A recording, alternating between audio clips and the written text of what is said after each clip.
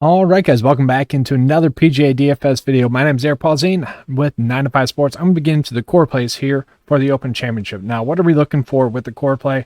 Well, we're looking for that player that, one, is kind of underpriced, but 2 and 3, they're in good recent form, good stat hits, kind of just checking all the boxes for us. We can predict that they're going to make the cut, but also we're looking for those guys that have those high upside finishes, those good stat fits as well. These are going to be the top 4 players that I see, kind of fit that mold. And, we've been doing pretty well with the core plays. Last week, all 4 of the players made the cut, did pretty well. Seamus Power was a guy I kind of went out on a reach for, ended up with the top 10 finish as well. So I'm feeling pretty good about this week as well. Let's get it started with probably a chalkier option, Jordan Spieth. So yes, I'm a little bit worried that Jordan might end up being the chalk this week, but it's kind of one of those things where you just have to kind of suck it up. He's the correct play at his current price point. 9.7 is definitely too cheap for Jordan. Jordan has been, really good at this tournament in the past. His past 3 starts here have been 20th, 9th, and 1st. I guess the only reason you can find a negative there is that, it's been getting descending, or it's been getting worse. Those finishes have been getting worse, but 3 straight top 20 finishes at the Open Championship. We like to see that, but another stat that I was pulling in was also finishes at the last 3 majors, plus the Players Championship, those tougher field events, those high caliber field events, the ones where the players turn up for. He ranks 4th in those results as well, so we really like that. If we're just looking at really the past 10 weeks, he's been playing really well, ranks top 15 in strokes gained total. Could be putting a little bit better, ranks top 40 in strokes gained putting, but, all in all, really good stat fit. All in all, really think he's going to be a solid pick this week. Jordan Spieth looking like a nice starting option and even good betting option there at 14 to 1. All right, now we're going to move down into the next core play for me. That's going to be Paul Casey. Now, a lot of you probably saw Paul Casey coming here as well. He's just underpriced. He kind of just always is underpriced. One thing you can count on when a major comes around is that Paul Casey and Louis Oosthuizen are going to be underpriced pretty much. Paul Casey has made 4 straight cuts in a row. He also has played well at this tournament. 57th, 51st, and 11th place finish over the last 3 years. Now, sure, missed a cut or didn't miss any cuts, and those 2 finishes in the 50s, not all that great, but hey, he ended up making the cut.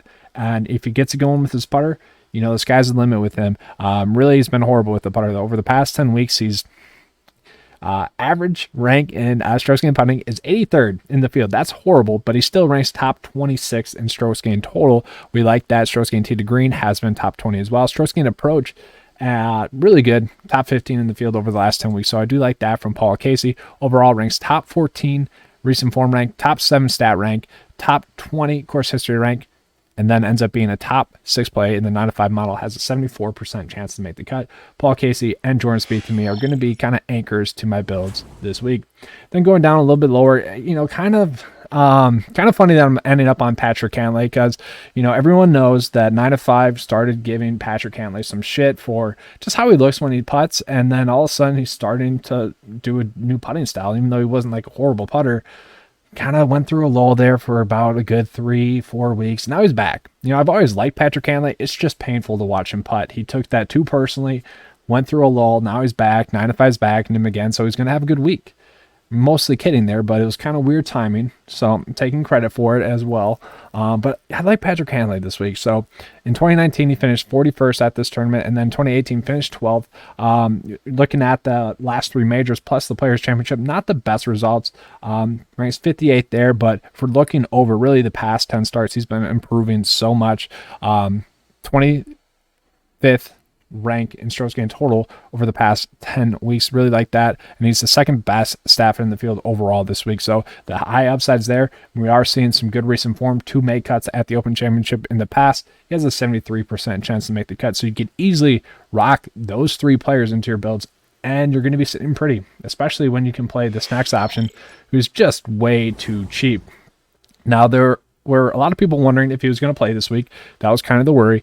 It seems like he's going to play, so I'm going to end up on him in my builds. It's as simple as that. 6.7 is way too cheap, and honestly, I wouldn't mind betting him 100 to 1. This is a course in which it's yielded some long shot winners, okay? And they're kind of similar style players to that of Charlie Hoffman. Now, Charlie Hoffman is going to have to putt better if we want him to win, okay?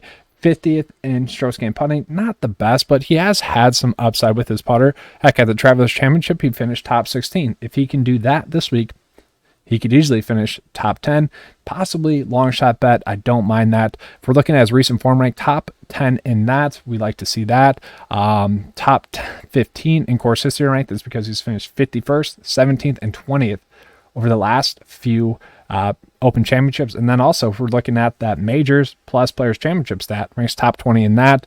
So yeah, really to me, Charlie Hoffman's kind of just checking all the boxes at 6.7. Going to be tough for me to pass up on him, especially if I'm trying to get in a couple of those studs. Now, there are some other value plays that I already mentioned in the main video of the week, and I will be mentioning on the Tuesday morning video as well.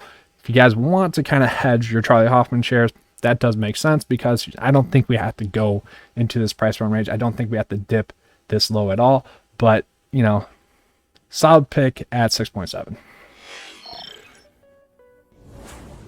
All right, that is all I have for you guys for this week. I hope you guys enjoyed the Core Plays video. If you did, please give me a like and subscribe. I do appreciate that. And as always, guys, let's keep cashing.